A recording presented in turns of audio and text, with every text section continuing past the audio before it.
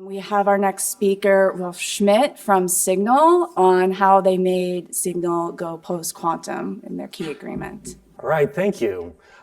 So today I'm going to talk about making Signal Messenger post-quantum, but really I don't want to disappoint you. We're just going to talk about a first small step of many that we'll need to take to really make Signal Messenger post-quantum. At the end, though, I'll give you a peek at all the other work that we need to do and all the places where we'd love to have some help. Before that, I do want to make it clear here that what we're talking about is the result of a lot of people's efforts, a great team at Signal Messenger, and a lot of really amazing collaborators we've worked with. Not only that, we're starting from a fantastic place. I mean, what better foundation than the Signal protocol itself? The Signal protocol was developed in 2014 by Moxie Marlinspike and Trevor Perrin, and is widely considered to be a benchmark for end-to-end encrypted messaging. It's used by billions of people worldwide in apps like our own Signal Messenger and WhatsApp, Facebook Messenger, and more. And it has, in this time, seen extensive scrutiny, including formal verification. Some of that work is done by some people in this room, and we really appreciate that. So, just to kind of set the stage for what follows, let's have a quick look at what the Signal protocol is.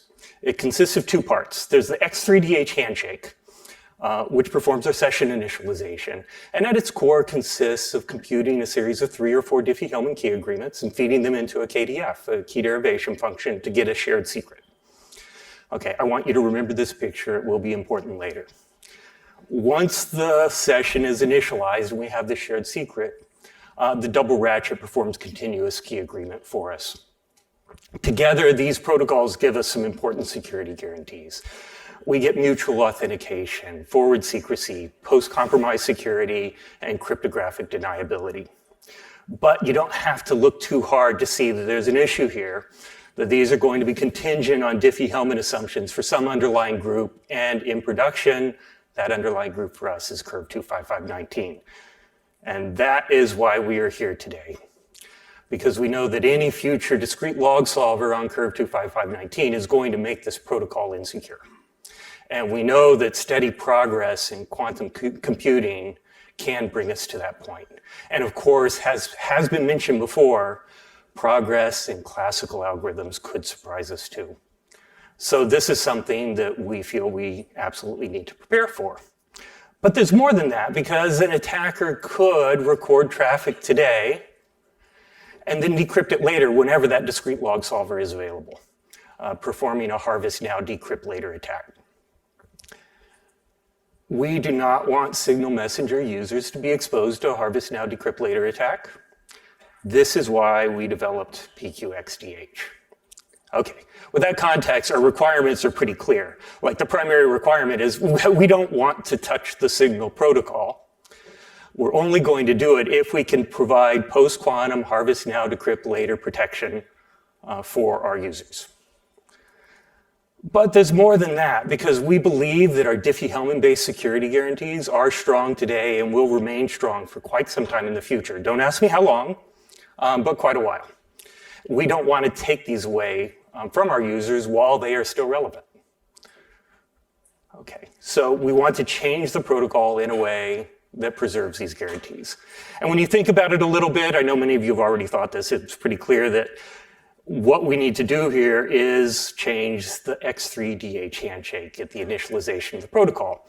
Because if we can get the key output by that handshake to be indistinguishable from random to a quantum adversary, then all of the keys derived from it in the future through the double ratchet will be indistinguishable too.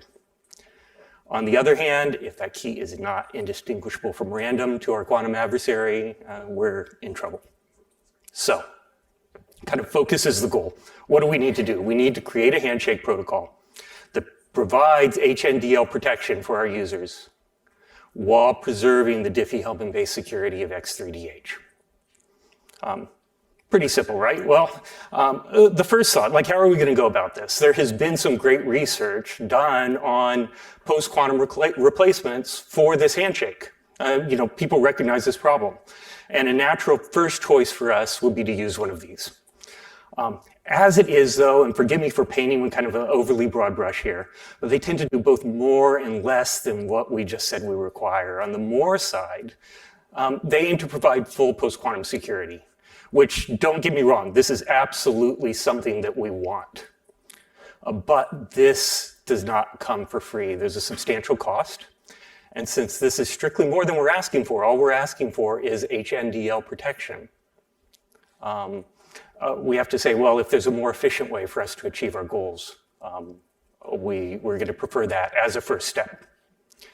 Also, these non-hybrid protocols that have been proposed, of course, are going to lose the Diffie-Hellman-based security guarantees, and they need to be hybridized. So let's start with a much more modest hybridization. We like X3DH, right? We can start there and make minimal changes to add this HNDL protection. And then just make sure that we did not break any of our Diffie-Hellman-based guarantees along the way. That is the PQXDH protocol.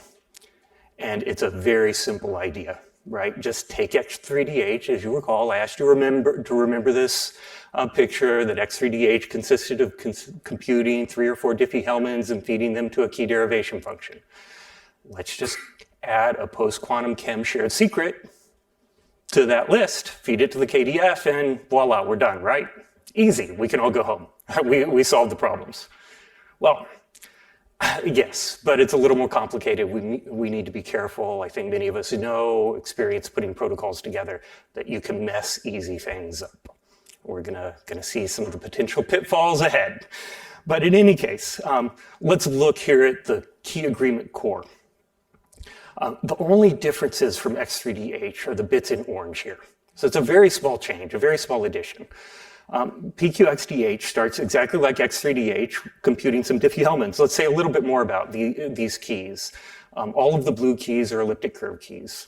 IKA is Alex's identity key. IKB is Blake's identity key. These identity keys can be validated out of band, so we assume that they're good. EKA is an ephemeral key that's going to give us forward secrecy. SPKA is a signed pre-key. All of the keys that are in curly braces are signed by their owner's identity key. So they can't be tampered with. OPKB is an optional one-time pre-key, and PQKB now is going to be our post-quantum key. So here we compute these 3 or 4 Diffie-Hellman key agreements. We take Blake's post-quantum pre-key. We use it to encapsulate a shared secret and also produce a chem ciphertext. Now we feed that shared secret into the KDF, just like I mentioned, and we get our session key done. But that's not a protocol, that's just kind of a computation guideline. We need to talk about the protocol, we need to talk about where all of these keys come from, what messages get passed, and so on. And so one of the important things to know is that the signal protocol is designed for asynchronous communication. That is, we do not assume that Blake is online when Alex wants to send this first message. So what are we going to do? What we have is an untrusted key distribution server that holds a database of all these public keys and signatures provided by the users. We have endpoints to allow users to upload these. And we have endpoints that allow users to fetch what's called a pre-key bundle that's going to contain everything they need to perform this key agreement calculation. Identity keys, signed pre-keys, post-quantum pre-keys. Okay, so now we can start the handshake. So it begins with Alex, of course, requesting a pre-key bundle from the server because who knows where Blake is. Once Alex receives this, they can perform this basic key agreement we just talked about. At this point, Alex has a session key and a chem ciphertext. Alex prepares some associated data, which now is going to be the concatenation of the encodings of Alex and Blake's identity key public keys. With SK and the associated data, AD in hand, Alex performs a AEAD encryption of some initial message, maybe hello, using SK and AD to produce a message ciphertext. Now Alex sends this message ciphertext along with the chem ciphertext, the identifiers of any keys of Blake's that Alex used in this process so that Blake will be able to retrieve them, and also the public key of this ephemeral elliptic curve key, that Alex computed just for this protocol run, and sends these to Blake. Now Blake has everything they need to perform the calculation. They can compute SK. They can prepare the associated data string, of course. And with that, they can AEAD decrypt the message ciphertext using SK and AD. If this succeeds, the protocol is complete. We have a shared key and we go forward. Good. So intuitively, it seems, well, okay, so we mixed in some post-quantum secure entropy, fed it to the KDF, so the derived key should be post-quantum secure. We didn't take away anything from X3DH, so, oh, what could go wrong? Well, things can go wrong, and we need to verify that we didn't make any mistakes along the way. Now, we went through an extensive external review process to verify this. And towards the end of that process, one of our reviewers attempted some formal verification of the protocol description that we had distributed and had some interesting findings. Found attacks that were possible on instantiations of the protocol that we described. Of course, we immediately take this to our implementation that we're working on to make sure that these attacks did not actually work against our deployment, and they did not. Okay. But this was the beginning of a really fruitful collaboration where over the course of 1 month, we're able to work with these proof engineers to iterate to get a formal model of the PQXDH protocol that accurately reflected our implementation details and yielded security proofs that we actually met our goals. I want to be clear, this work that I'm about to talk about is largely the work of Charlie Jacomb, Franciscus Kiefer, and Kartik Bhagavan. Our role at Signal Messenger was more one of kind of evaluating the models, comparing them to our implementation, finding implementation details we felt were missing in the models and helping put them back in, and kind of going back and forth until we felt that we had a satisfactory situation. So, important statement here. I want to be really clear. At Signal Messenger, our implementation is the ground truth. Our priority is to protect our users. Our protocol descriptions, I'm going to call them protocol descriptions. Forgive me if I accidentally say specification, I mean description. They're meant as documentation to help people understand our implementation. We're not writing them in order to enable third parties to produce an implementation that will seamlessly interoperate with ours. That, I think in many situations, clearly is an important goal. I just want to make it clear that that's not what we were trying to do with these protocol descriptions. Nevertheless, it is important to us that the protocol descriptions capture security relevant details of the implementation. Another thing I want to point out is through this process that we did not find any attacks on the implementation itself, but we did find weaknesses in our protocol description. So, good. So what did we do? In the formal verification process, we used two tools, ProVerif and CryptoVerif. ProVerif performs analysis in the symbolic or Dolev-Yau model, where we conveniently assume that all of our cryptographic primitives are perfect by default. A very nice thing about this is that we can then have a fully automated system that at the end of the run either is going to give us an attack or a security claim. CryptoVerif, on the other hand, performs analysis in the computational model, which is much more similar to the pen and paper cryptographic proofs that many of us are used to dealing with. It supports, actually, I should say, usually requires manual proof guidance. It is absolutely not fully automated. Importantly for this application, though, it is post-quantum sound when using the PQ extension. Okay, if any of you are like me, I mean, before this process, I found formal verification very interesting, but it seemed a little bit like a dark art. And I want to encourage you to not look that way, think that way, to try to get your hands dirty with it a little bit. And our models are on GitHub. I'll put a link in the Discord chat afterwards, so you can dig through and play with these yourself. Just grab me too. I'm happy to walk through them with you. But I just want to give you a little taste of what this looks like with a couple of simple pro-verif queries here. So here's a simplified authentication claim. It just starts by declaring some variables. A and B, Alex and Blake, are going to be our agents. SPK and PQPK are our signed pre-key and post-quantum pre-key. SK is the key that we're going to derive from our protocol session. I and J are timestamps. And here we're just saying, well, in the event that Blake is done at time I, that implies that Alex was done at some time J before I.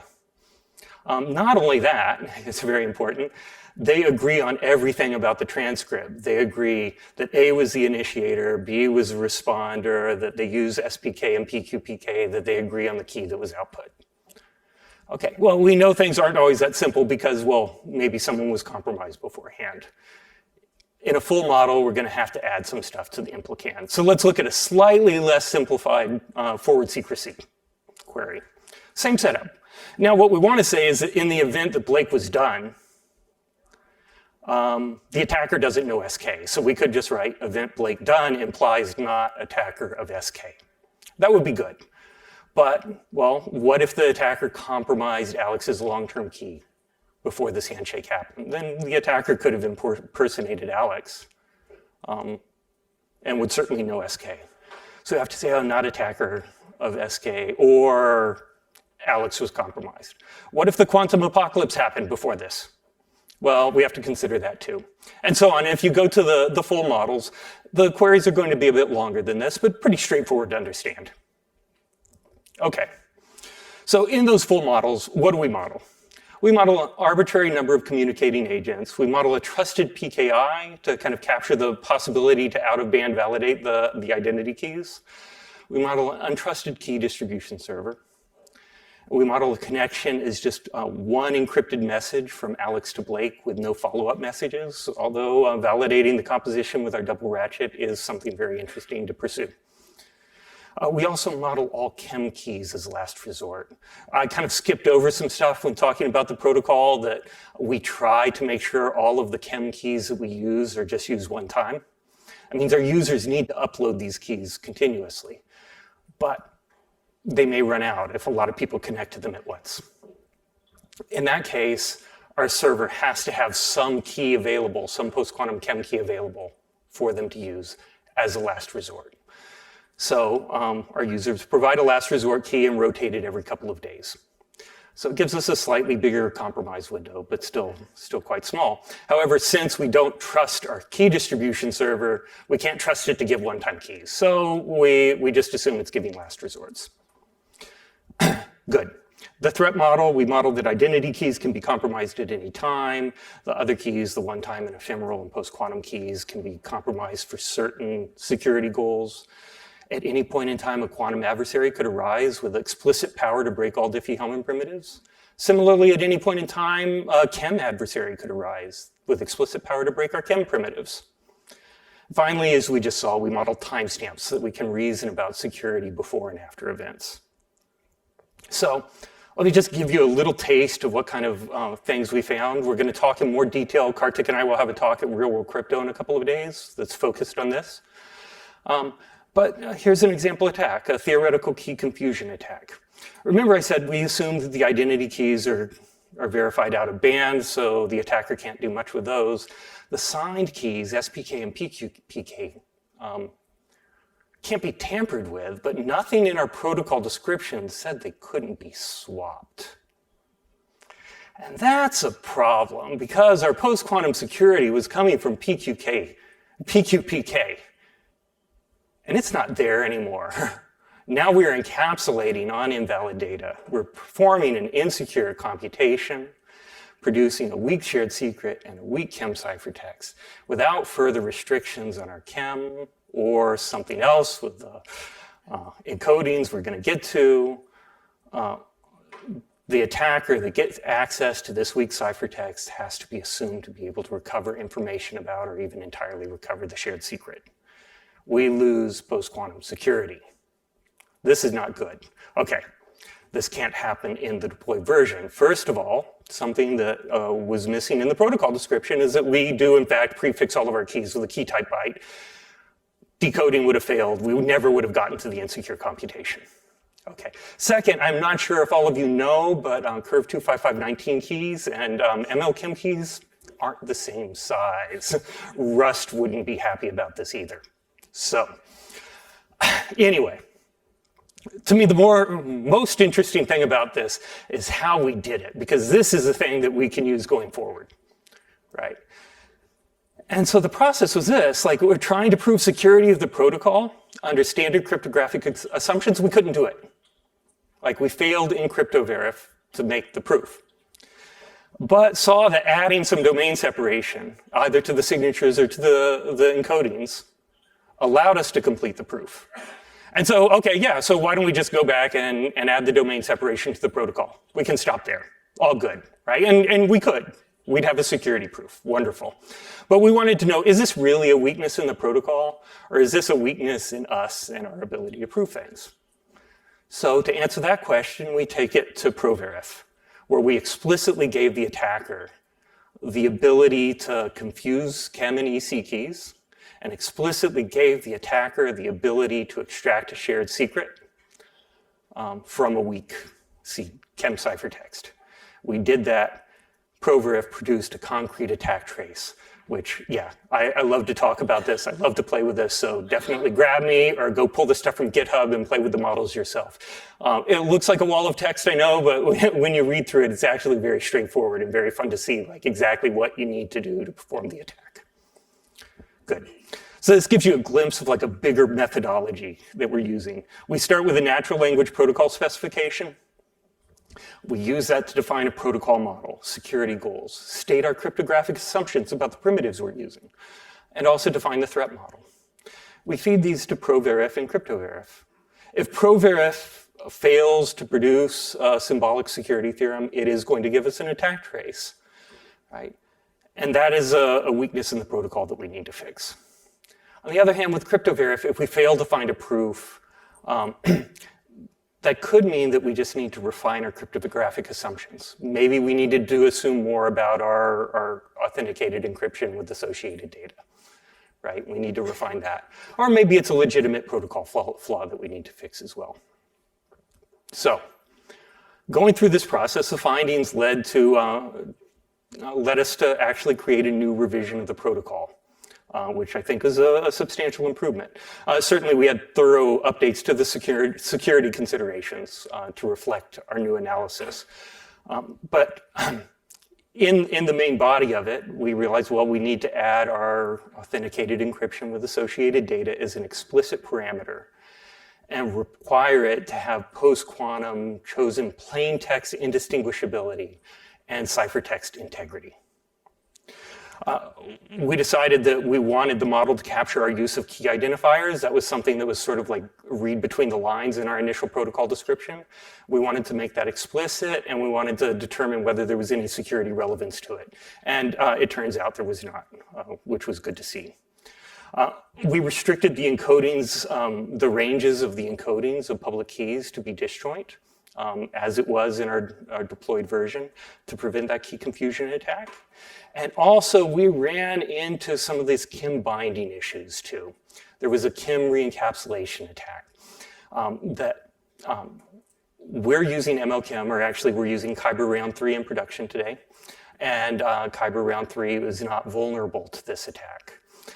But in general, if all you're assuming is chosen ciphertext attack, indistinguishability for your KIM and nothing more, we require you to put the public key of your post-quantum chem key into the associated data that we sent along with the public keys, and that's going to get us bound to the public key to provide enough security for this protocol. But we're very interested in understanding KIM binding properties going forward. Okay.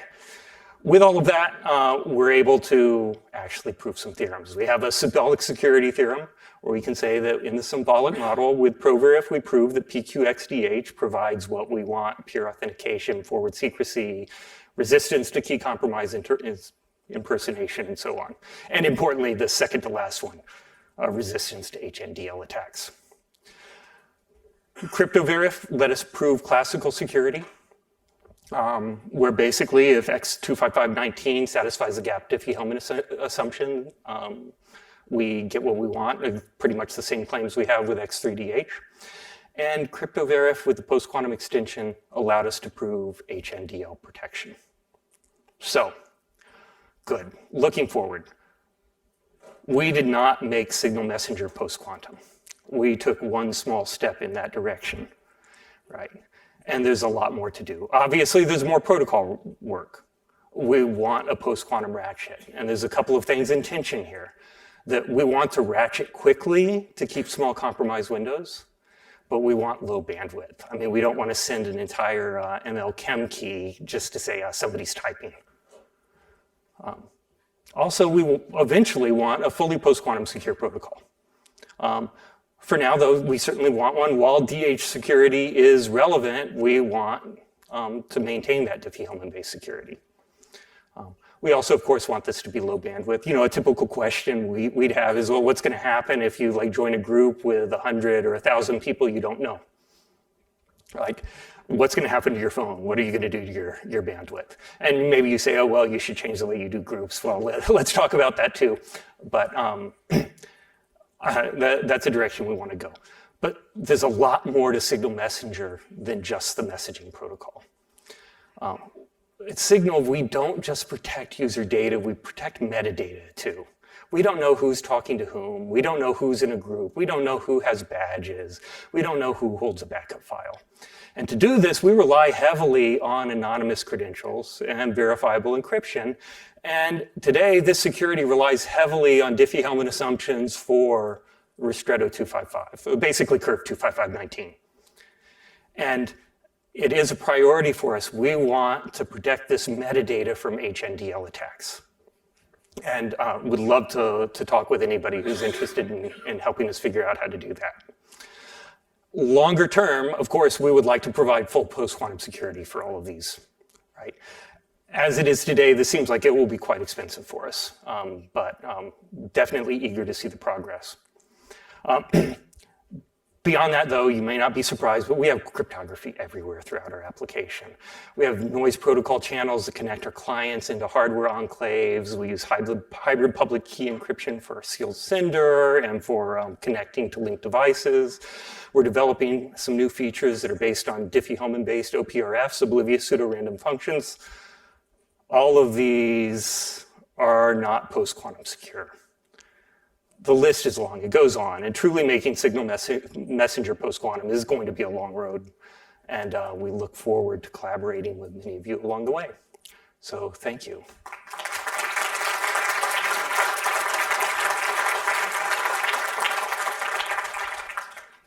Thank you so much. Thank you.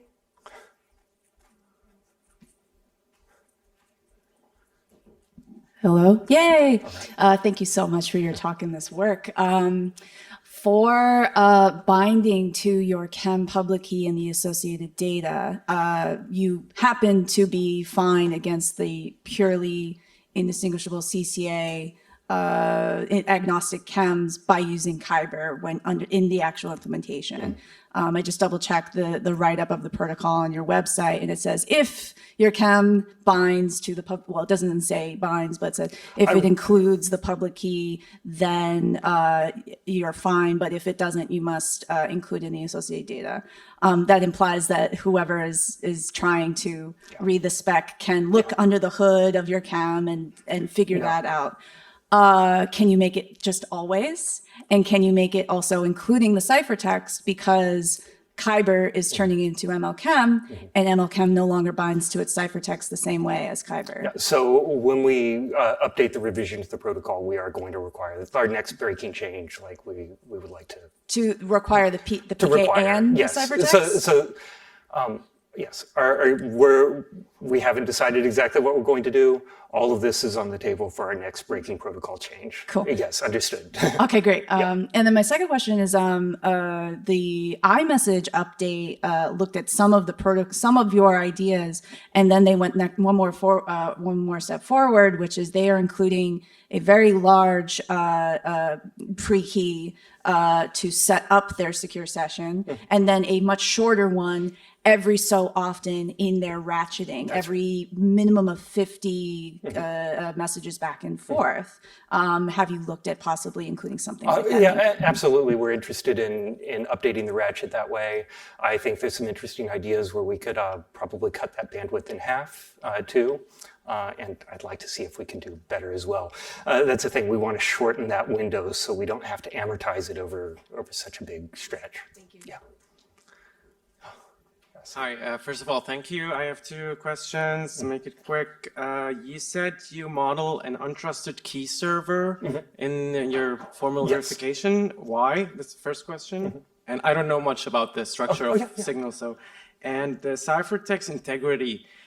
Could you explain that again, which ciphertext you mean and how you achieve that? Thank you. Oh, yeah, okay. So first, the key server. So at Signal, like our threat model includes our own administrators. We build systems so that our own administrators cannot attack it.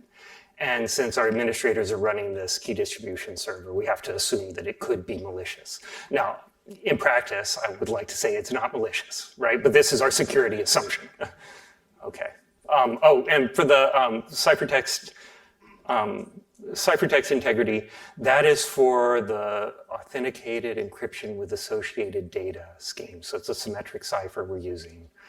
That needs to have ciphertext integrity. Yeah. So. Last question.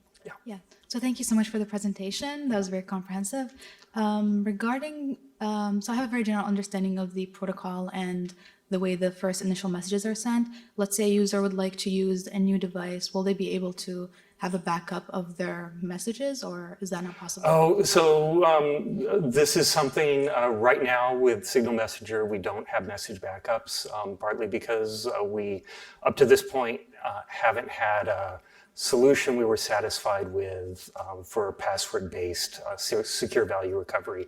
But this is something we're very interested in changing. So happy to just grab me afterwards. I'm happy to answer any more questions. So.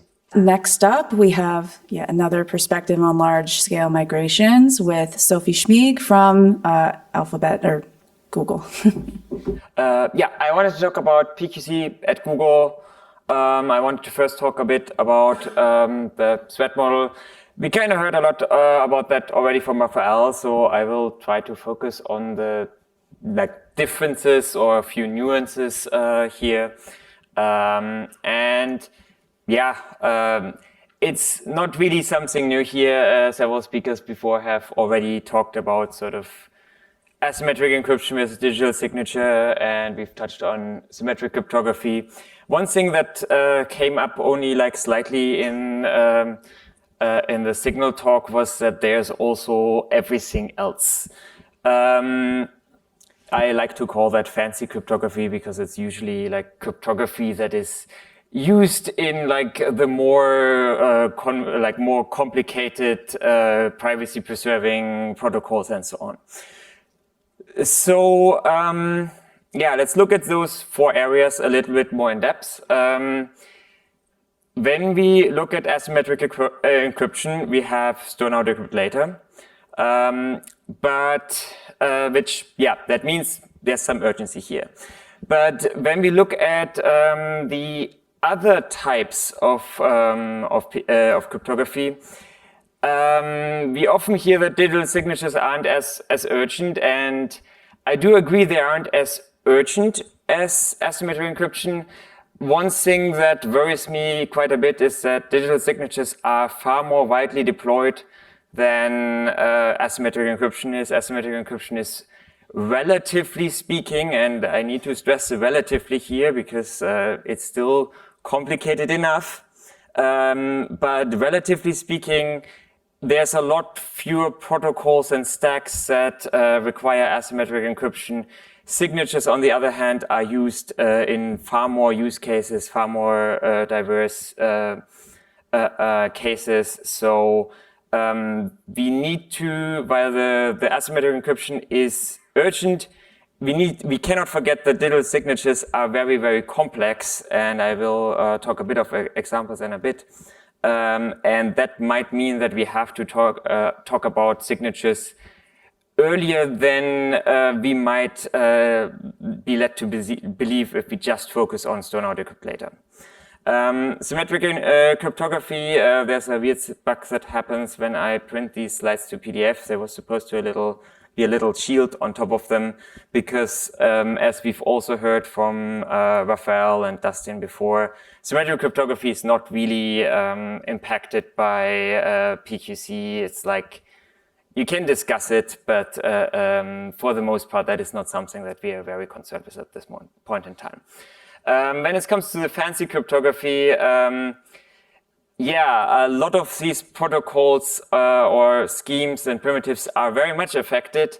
And the very interesting, fun thing about them is that we have no real alternatives that we are really happy with. And we should probably do a bit more research on that because otherwise a lot of the work that has been done on the privacy preserving and privacy accomplishing things just doesn't work anymore. Yeah, as I kind of mentioned, asymmetric encryption, while urgent, has a lot less use cases. The most important one by far, I would say, is encryption in transit. Encryption in transit, we are, all things considered, not in the worst state. Like Google famously has changed our internal encryption in transit to be quantum safe. Signal has added post-quantum safety to their handshake. TLS has been having some fairly advanced experiments, like we're at, I think, 10% or so. So it is going, and I'm fairly confident that as soon as the NIST standards are out and so on, we will see some relatively steady progress on this space to just add a PQC in transit to any remaining protocols. Just so that we don't forget about them, there are other things that rely on asymmetric encryption too, mainly SMIME and HPKE. Those will also need updates, and those are not necessarily as easy as encryption in transit. But yeah, they are also a fair, comparatively speaking, a smaller part of the problem. Signatures. I have spent some work on trying to find some of the groupings of use cases that we have in the digital signature space. And this is sort of ordered from worst to better. PKI is pretty much, as far as you know, or WebPKI, I should say, WebPKI, as far as we know, just doesn't work with what NIST dilithium signatures will give us. We will probably need fairly deep refactoring of this space, which will be, yeah, like a redesign of a very important internet infrastructure. So that's going to be fun. There's a proposal called Merkle tree certificates by David Benjamin that looks like it could be at least a very good starting point to sort of replace PKI by something, yeah, very, very different that is quantum safe, but doesn't actually rely on the signatures. It might be very nice to see, of the second on-ramp process, some of the signature schemes there have this property of having very small signatures and very large public keys. Those might be a very important design point for PKI. But yeah, with Merkle tree certificates, we have at least an idea on how to solve that, even though it's an a very big redesign. Tokens, like any kind of bearer tokens, session authentication tokens, and so on, have a bit less complexity than PKI, but also are somewhat suffering from the size of a dilithium signature. There are some, it's slightly better than PKI in the sense that you don't necessarily need to use asymmetric cryptography in all cases. There are quite a few cases where the token is using symmetric cryptography right now, so that's not a problem. There are some interesting ideas of making sure that tokens have some state in them, which has other security benefits as well, which would be very useful there. And then again, if we want a very small token, having something that is like UOV based, whether it's UOV or one of the many derivatives, would be very nice as long as those are secure, which, yeah, I hope so. The last part of signatures is a lot more it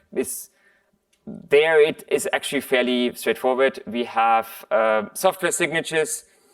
As far as I can tell from what I've talked to people, it seems to be fairly easy there. Like you can imagine if you have like a gigabyte of a binary data, you don't really care about 3.5 kilobytes of a dilithium 3 signature.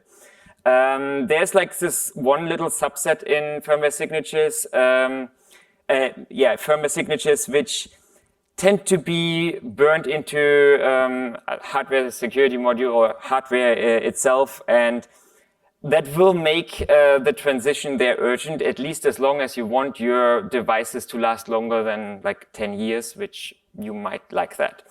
For firmware signatures, I think there's a lot of things to be said about Sphinx Plus, not just because it's a conservative choice, but also because if you have like, if you're doing things in hardware, currently you already need to deal with hash functions. Sphinx Plus is just a lot of hash functions in a trench code. So using Sphinx Plus there, we have been having some success in like getting Sphinx Plus firmware signing on the road. So I do think that is a good choice there. So for the second half of this talk, I wanted to talk a bit about the term cryptographic agility, because it is a term that you hear a lot when talking about PQC transition. When you look up what people have written about it, then you will find out that while people like talking about it, at least cryptographers don't like writing about it all that much. Like, there are like less than 200 papers that I could find on ePrint about this term, whereas like any random cryptography term will have like thousands of papers written. So this seems to not be the most popular term among cryptographers. And yeah, why is that? And like, it actually gets even worse if we look at one of those papers on crypto agility on ePrint. We will, this paper will argues, and they are very much right in that we don't actually know what we mean when we talk about crypto agility. There is no unified definition that is sort of agreed upon. This paper identified 4 different notions. I will talk about one of them and also argue that that one is actually 2. So yeah, let's try to define it, at least for this talk, as crypto agility, meaning the ability to change your algorithm or parameter sets without major engineering efforts. So yeah, with that definition, let's look at what various protocols are doing. So first, this is the list of TLS code points for key agreements. TLS very much has the ability to securely negotiate a key agreement, so seems to be agile, great. Let's look at SSH. SSH, similarly, you can just, in the protocol, securely negotiate key agreements, so there also seems to be agility here. So why are we talking about crypto agility? It seems to be here.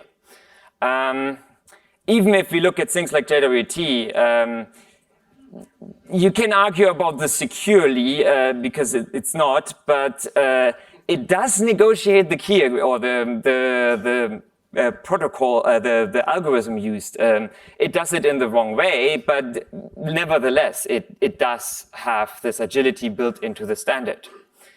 So I guess we're done. I guess I have 7 minutes that I will just stand here.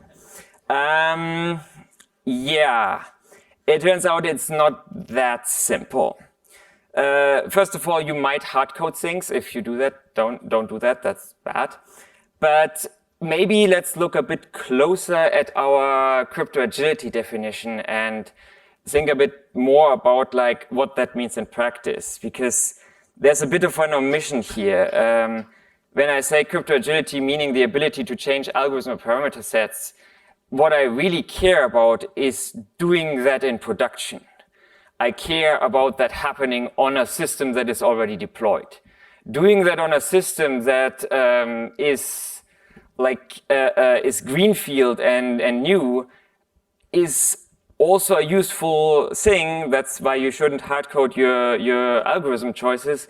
But it's a lot easier than doing that on a system that is currently running, because you presumably don't want to have a giant outage when you change your cryptographic algorithms. So to sort of rephrase that, as long as we put the algorithm information in the key, we heard it in the signal talk that they add an identifier of the algorithm to the key bytes. I will talk a bit about Tink, I think, in the next slides on how we do it there. As long as we put the algorithm information in the key, the main thing what we talk about when talking about crypto agility is key rotation. And that should hopefully scare you, because while I assume everybody here is like perfectly rotating their keys automatically at very specific intervals, I think I don't tell you anything new when like I tell you that in practice, a lot of people struggle a lot with changing their keys on regular intervals without manual intervention, without major engineering efforts. So as long as you can't change your key without a major engineering effort, you will never get to that point where we can change an algorithm without major engineering effort. Yeah, I said that I will talk a bit on how we do that with Tink. Tink is our open source cryptographic library that is sort of middleware library in between the actual cryptographic library and the developers, because developers who are not cryptographers tend to be easily confused by things like, weird abbreviations that like everybody should know what an IV is. I don't know why they don't, but so how do we do it there? First of all, as I said, you need to consider the key as everything, including the algorithm, all the parameters and so on. Your key is not just the raw key bytes, it's also everything surrounding it, all the metadata. Even more so, if you want to have the ability to ever rotate that key, you do not just operate on a single key, you operate on a whole set of keys. And this isn't a hybrid construction by any means, because all of these keys are equally trusted. We can give these keys some IDs as long as those IDs are not structured and easy to parse. That's fine. And we need to designate one key as primary, and the primary here refers to the second key in the key set. Why we will see in a second. If you have that, how do we then sign something? Well, we just use this key marked as primary. Tink can either add a prefix or just give you the raw signature. If you add the prefix, there's a version, and then there's this key ID. This is mostly a performance optimization, because when I verify, I can just jump to it. And the rest is just the ECDSA signature that's implied here. So how do I rotate this key? First, I remove the oldest key of my key set. Then I promote the newest key in the key set that was there, not doing anything, to a new primary key. And lastly, I add my new key that is not doing anything. Why do I do it that way? This is used in distributed systems. I cannot assume that things are happening on a strict consistency basis. So as long as two services have a key set that is only one version apart, they will be able to understand each other because they will create signatures with a key that the other one already has, while it will verify with all of them that are there. One thing to keep in mind, though, is that all of these keys are equally trusted. So if you use this for your PQC transition, you're not done until the last ECDSA key is out of this key set. Before then, you will always have downgrade attacks because the attacker just chooses the weakest key of the bundle. This slide is, I don't have the time to fully get into it, but to sort of also stress that this is not everything that is problematic with cryptographic agility. I stole this from a Cloudflare blog post because it was a very pretty picture. TLS is heavily optimized in order to make sure that things are like very, very performant, that latency is minimized. If you put cryptographic agility on into TLS and you actually use that cryptographic agility, in the case of especially the PQC algorithms, you will notice that there will be extra round trips that you incur because the client is talking to the server without having exchanged any information prior. So it needs to guess what the server will do. So while you have agility, it actually comes at a cost or if you are wrong in this prediction.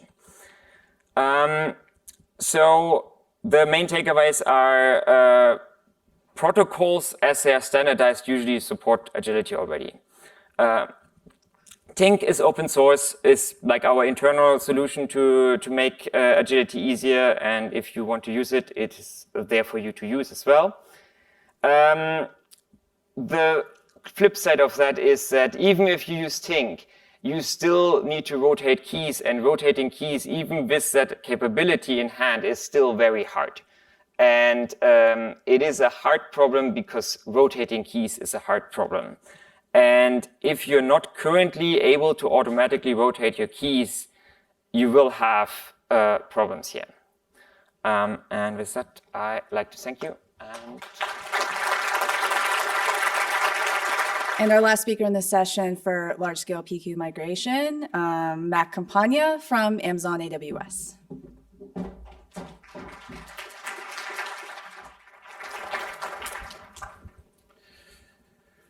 Hi, I'm Matt Campagna, putting on my AWS hat, which is very different than the Etsy hat. It's a little messier in particular. So what I'll talk today about is sort of why we take a long-term view of security for our customers.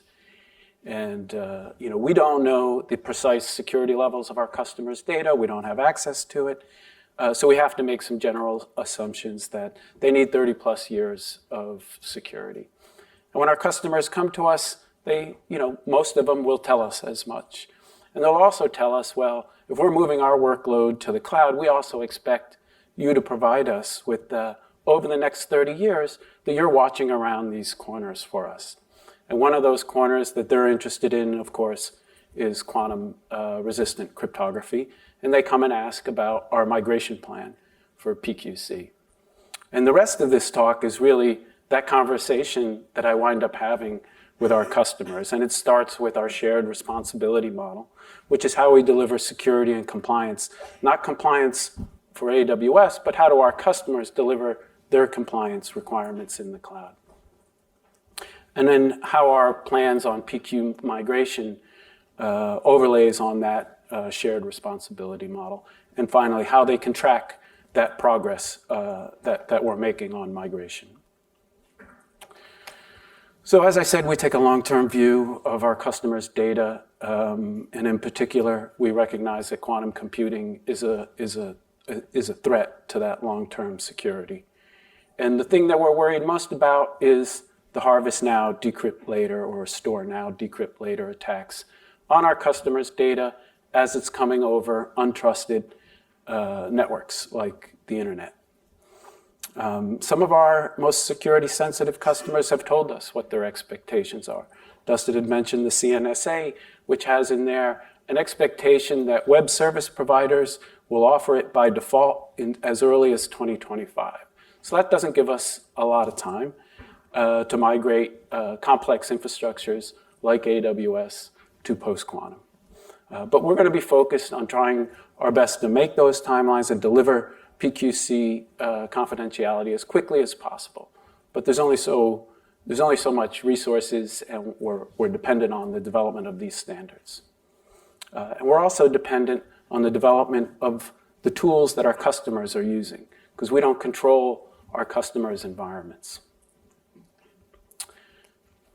Okay, so our shared responsibility model is really designed to allow our customers to configure security in the cloud and ensure that we're meeting the requirements that they need to meet their compliance requirements.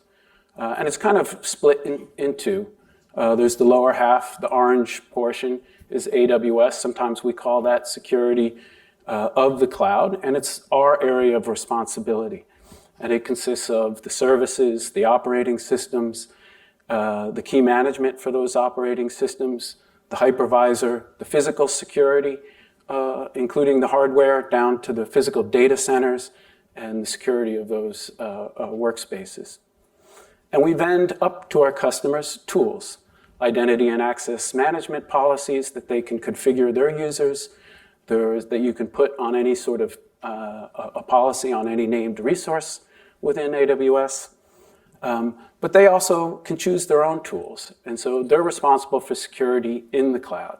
So to take the tools that we're providing them, put the access control mechanisms that they feel are appropriate on their information, and encrypt it using a key encryption strategy that works for them, whether that's encrypting it on the client side before uploading, using one of our SDKs, or using one of the encryption by default for data storage. So we can take a look at just one use case I think is worth diving into, and that's sort of how we've been delivering PQ-TLS. We've been running PQ-TLS on our production servers for the last 5 years. It started with taking these new post-quantum algorithm candidates and embedding that into our cryptographic library and our TLS stack. So we have our own TLS implementation called S2N. It's an open source project. We have our own libcrypto library. It's a fork of Boring SSL that we keep FIPS certified. That's also in our open source repository. And we've integrated that into our protocol stacks, and we've deployed that same S2N code and is deployed across our infrastructure. The majority of our endpoints are getting that from our mainline deployment of our TLS implementation. And we're selectively turning it on. So today, these post-quantum hybrid TLS cipher suites are configured in our cryptographic services, AWS Key Management Service, our Secrets Manager service, and our Certificate Manager service. And we've embedded it into our client SDKs, in particular our Java 2 SDK and our C++ SDK.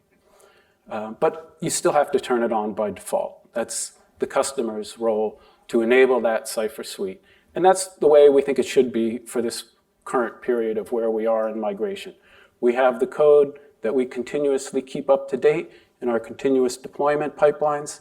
And as the standards progress, we'll be able to turn that on by default on all of our servers and turn it on by default in the SDK.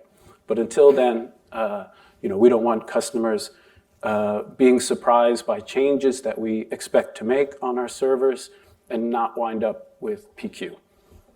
So we're hopefully, as these standards finalize, we'll enable them more by default in our SDKs and servers. So when I take another look at that shared responsibility model, again, the orange being the part of our infrastructure that we have to deliver for our customers. And this outer ring, this blue and some bits of oranges where we vend tools, is more into the customer space, the customer's responsibility. And in particular, we're focused on those connections that are coming in from our clients to our infrastructure and making sure that they're secure for long-term confidentiality of our customers' data. So one I just sort of mentioned was the AWS SDK to connect to our TLS servers. So those things are fairly straightforward to continue to progress. There's a lot of SDK languages, so there's a lot of additional work there. And not all those TLS implementations are under our control. For some development environments, they're using the operating system's TLS implementation. And in some, we deploy a whole stack. So in those spaces, it'll be up to the customer to make sure that they're migrating their tools. And it shows the importance of why we need to work in an interoperable place like the IETF and these open source foundations. Another example is the AWS Transfer Service, which is a family of services by which customers are uploading their data to AWS. So either using secure SFTP or FTPS. So we've launched FTP for over SSH. That'll do post-quantum hybrid today. But it requires third-party tools to interoperate. In particular, it interoperates with Wolf SSH. Some of that collaboration happened in the NCCOE, as well as LibOQS has an SSH client that'll interoperate that can be used today to store your data to AWS over a post-quantum space. But we don't own everything that our customers run in our space. So if our customers are running their own operating systems or just any third-party operating system in EC2, and they're using SSH to configure that environment, well, they have to make sure that that operating system is kept up to date, is patched, and has a plan to migrate to post-quantum, where we also vend our own Amazon Linux, and it's our responsibility to ensure that that too migrates and interoperates with the tools our customers are using. After that, we have a whole interior amount of services that we need to migrate to post-quantum. In 2023, we started deep migration planning for our cryptographic services, so our key management service, which is how we vend keys to all the different services to encrypt customer data using keys that are locked to an HSM to encrypt all their data in transit, at rest at AWS. We also have Cloud HSM, which is a third-party HSM that customers can use. Our Secrets Manager service, which is a storage layer for secrets that chain back to being stored under a key in KMS, and our Certificate Manager service, where we know we need to provide new post-quantum roots of trust. And then we have all our other services.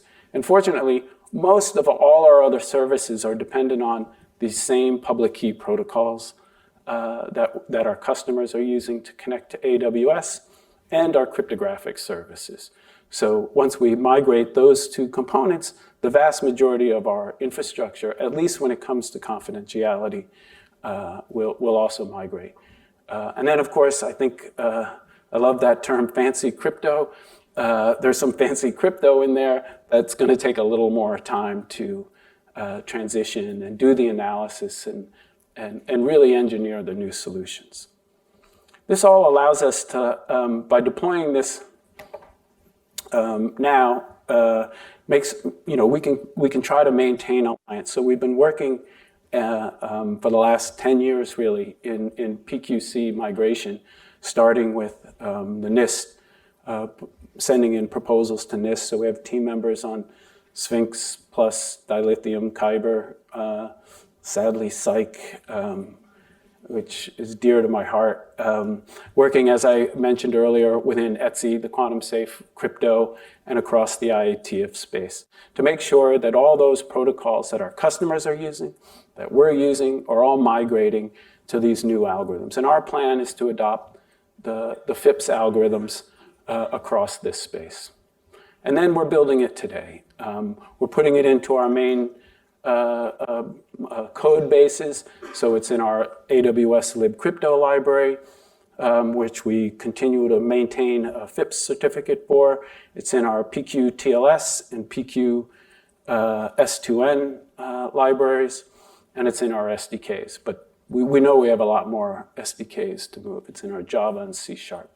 And it's why we need to collaborate in these other working groups, such as the NIST, or the National Cybersecurity Center of Excellence for PQC Migration, MITRE's PQC Coalition, and Waterloo's Open Quantum Safe, which is now kind of moved under the Linux Foundation Post-Quantum Cryptography Alliance. And I think we'll hear more from Hart Montgomery on the details of that later today. And that's, by working across those spaces, it's enabled us not just to launch it in our services where we control the client, like AWS Key Management Services, Certificate Manager, and Secrets Manager, but it allows us to launch it on services where we don't control the endpoint, like the transfer family. And allows us to continue to do some research on production systems, because now we can run experiments using the hybrid or methods. And my colleague Panos, who's a person I collaborate with, does most of the IETF work with me, has a recent paper, and he'll speak about this at the NIST PQC workshop that's coming up, where he's really measuring the time to last byte of doing an ML Chem, an ML DSA on a TLS handshake. And he's looking at some what is the percentage of overhead on those handshakes for low bandwidth. One graph on the left is a low bandwidth, 1 megabit. Graph on the right is a higher bandwidth, 1 gigabit. And looking at the performance increase for the handshake up the y-axis for data payloads of different sizes across the x-axis.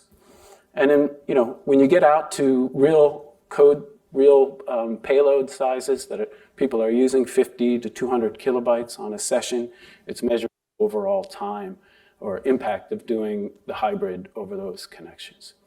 And, the graphs have different, the paper has a bunch of different jitter rates on that performance, as well as dropping. And he finds in general, for high bandwidth, it consistently stays under 5%. That's still, as Raphael pointed out, an amazing cost when you're talking, millions of front-end servers doing this all day long. But it allows us to begin to understand the impact it'll have to our customers' performance. So with that, I just want to recap my takeaways. AWS is executing on its PQC migration. It's focused on the long-term confidentiality of our customers. We think that's the part that we must move as quickly as possible. We're hoping that adoption will accelerate with the completion of NIST FIPS documents, as well as hopefully the fast follow-up with the IETF standards, which continue to keep pace with the NIST documents. We're prioritizing long-term confidentiality. And we think in most cases, in the vast majority of the use cases that we're seeing, we're hoping to make sure that that's a non-event for our customers, that they're not surprised by changes in performance or changes in the architecture of the systems we're vending them. Okay, that's all I have. Thank you. Oh, and how to keep, the last part is how to track what we're doing, which is very important for our customers. I don't get to meet with every one of our customers. We do have an external landing page where we're updating with the latest things that we're doing.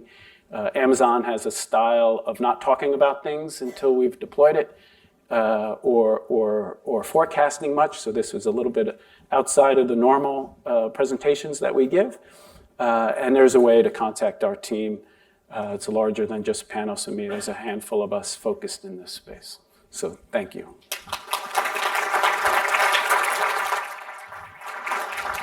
Thank you, Matt. I think we have a minute or two for some short questions, and then we'll be going to lunch. Ooh, I have a question. In your EC2 SSH deployments, do you manage your own copy of SSH across those deployments? And how are you tracking upgrading that to, because SSH already has Entrue deployed, but that is definitely not being standardized in any of the standards bodies you mentioned. Yeah, so today in Amazon Linux, it is I think it's the main branch of Open SSH. And our focus will be, like we do have a tendency to try to meet our customers' compliance requirements. So we're always looking to make sure we have a FIPS sort of answer for what they need, whether that's we have to go in and recompile with our own libcrypto. That hasn't been an issue with EC2 at this point because we kind of look at that as that's the customer's space. So if a customer came in and had a FIPS requirement, they kind of own that operating system. But more and more, like we're taking more and more ownership of the cryptographic libraries we're using and putting AWS LC as that cryptographic engine. Awesome, thank you. Just a quick question. Amazon's Nitro architecture and Graviton chips, have you implemented post-quantum in the silicon for Graviton or in the Nitro connections internally TLS? There's no acceleration in particular the Annapurna chips to date in the Graviton 2 or Graviton 3 that are currently available. Well, sorry, I'm getting those processors. Graviton 2, Graviton 3 are on EC2. On the Nitro chips also, there's no acceleration.